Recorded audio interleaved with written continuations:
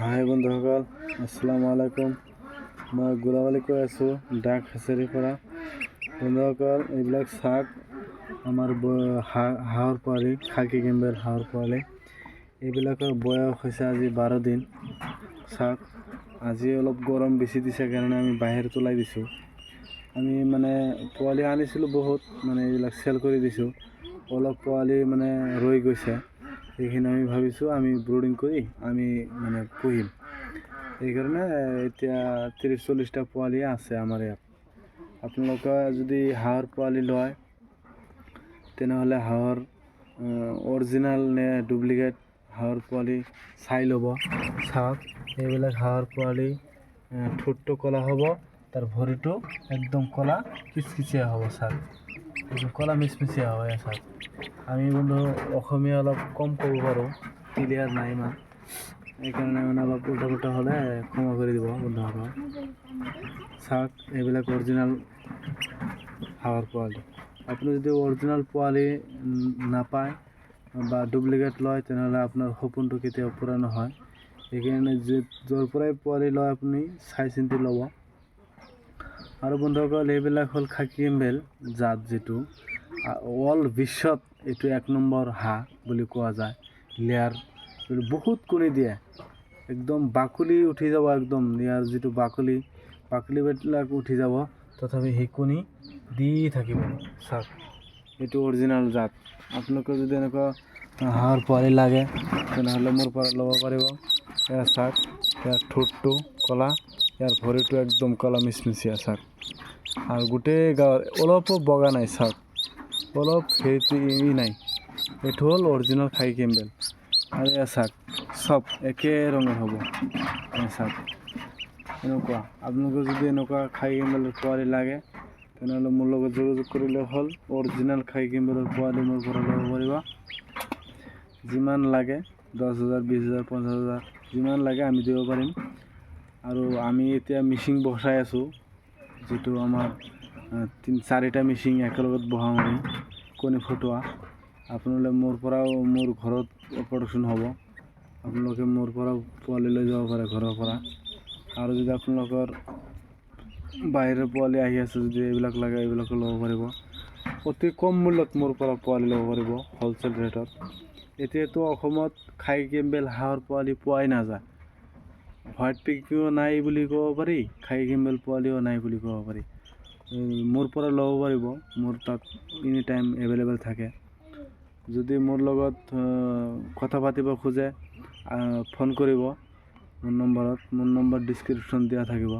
আৰু যদি মোৰ নম্বৰত ফোন কৰিলে মই যদি উঠাব নোৱাৰোঁ তেনেহ'লে আপুনি হোৱাটছআপত ভইচ মেছেজ দি পঠাব, আমি নিশ্চয় আপোনাৰ ৰিপ্লাই দিবৰ চেষ্টা কৰিম। বন্ধুসকল, এইবিলাক হাঁহৰ পোৱালি লাগিলে মোৰ লগত যোগাযোগ কৰিলে হ'ল। যিকোনো আমাৰ আৰু হোৱাইট পেকিং হাঁহ আছে। আমাৰ হোৱাইট পেকিং হাঁহৰ কণী আমি 30টা মাইকী আছে, আমি 20টা, 22টা, 24টা এনেকৈ কণী পাই আছোঁ। আমি মিচিং আনি আছোঁ, এসপ্তাহৰ ভিতৰত মিচিং আনি আছোঁ 3টা। আমি হোৱাইট পেকিং হাঁহৰ কণীবিলাক মিচিঙত দিম। আপোনালোকৰ যদি কণীও লাগে তেনেহ'লে কণীও ল'ব পাৰিব, হোৱাইট পেকিঙৰ কণী। আপোনালোকে যদি সৰু সুৰা মিচিং এটা বনাই হোৱাইট পেকিঙৰ কণী যদি লৈ কিনে বহাই দিয়ে তেনেহ'লে পোৱালিও হ'ব। আৰু এইবিলাক খাকী কেম্বেলৰ পোৱালি, এইবিলাক যদি লাগে তেনেহ'লে ল'ব পাৰিব। যিকোনো ধৰণৰ পাতি হাঁহ, হোৱাইট পেকিং, খাকী কেম্বেল, ইণ্ডিয়ান ৰানাৰ, যিকোনো ধৰণৰ হাঁহৰ পোৱালি মোৰ পৰা ল'ব পাৰিব। আৰু কৰকনাথ মুৰ্গীৰ পোৱালি, আৰু টাৰ্কি, চিল্কি, চীনা মুৰ্গী, যিকোনো দেশী মুৰ্গীৰ পোৱালি, যিকোনো পোৱালি মোৰ পৰা লয় হ'লচেল ৰেটত ল'ব পাৰিব বন্ধুসকল। যিকোনো পোৱালি মই অৰিজিনেলি দিম। আৰু আপোনালোকে যদি মোৰ পৰা পোৱালি লৈ কিনে বিজনেছ কৰিব খোজে তথাপি ল'ব পাৰিব মোৰ পৰা পোৱালি। অতি কম মূল্যত পোৱালি আপোনালোকক দিম, যেন আপুনি অলপ 2 টকা ইনকাম কৰিব পাৰে। বাংলাদেশততো চাব বহুত ফাৰ্ম আছে, 40% মানুহৰ ঘৰত ফাৰ্ম, হাঁহৰ ফাৰ্ম আছে, গৰুৰ ফাৰ্ম আছে, মাছৰ ফাৰ্ম, যিকোনো ফাৰ্ম বহুত আছে। তেনেহ'লে আহক, আমিও আমাৰ অসমত এনেকুৱা বা ফাৰ্ম কৰাৰ চেষ্টা কৰোঁ, 2 টকা ইনকাম কৰাৰ চেষ্টা কৰোঁ।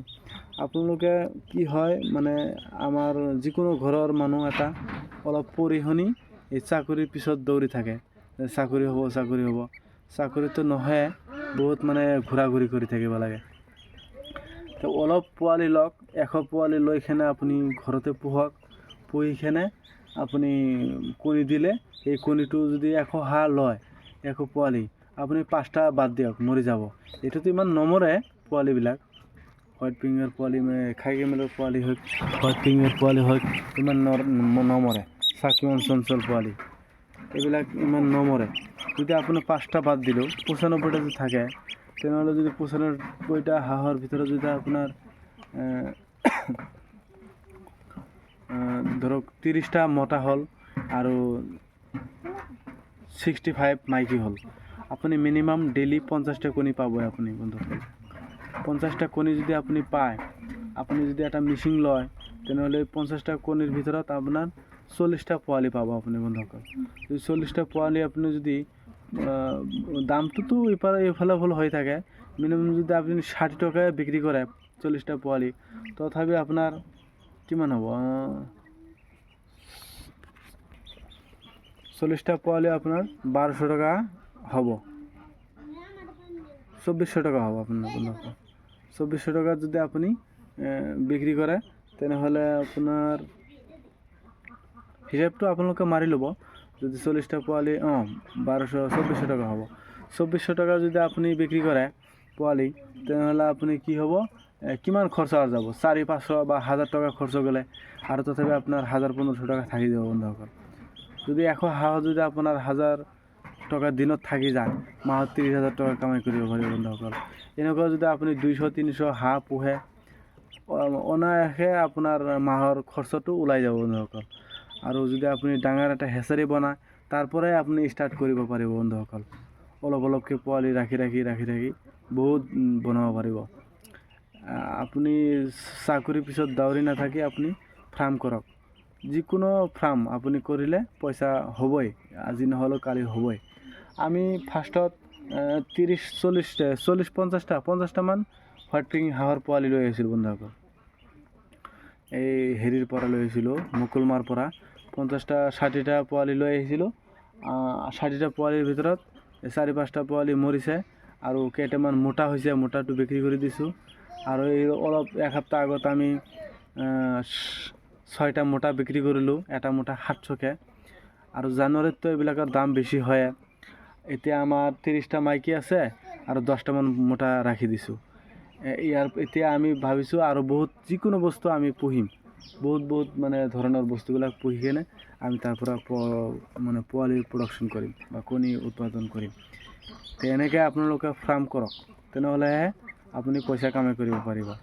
এনেই বেংগলোৰ, কেৰেলা, চেন্নাই এইবিলাকত ঘূৰি নাথাকাতকৈ আপুনি ফাৰ্ম কৰক, লাভৱান হ'ব পাৰিব বন্ধুসকল। মোৰ সাধাৰণ জ্ঞানে ইমানখিনি ক'লোঁ। মোৰ অলপ জ্ঞানৰ বিষয়ে মানে অলপ জ্ঞানত যিখিনি জ্ঞান আছে আমাৰ এইখিনি ক'লোঁ। যদি ভুল হয় তেনেহ'লে মাফ কৰি দিব। আৰু যদি ভিডিঅ'টো ভাল লাগিছে তেনেহ'লে ছাবস্ক্ৰাইব কৰিব, লাইক কৰিব, শ্বেয়াৰ কৰিব। আৰু আপোনালোকৰ যদি বন্ধু বান্ধৱ থাকে তাতো পঠাই দিব, সিহঁতেও ভিডিঅ'টো চাই ফাৰ্ম কৰাৰ ইচ্ছুক জাগিব। ধন্যবাদ বন্ধুসকল, আসসালামু আলাইকুম।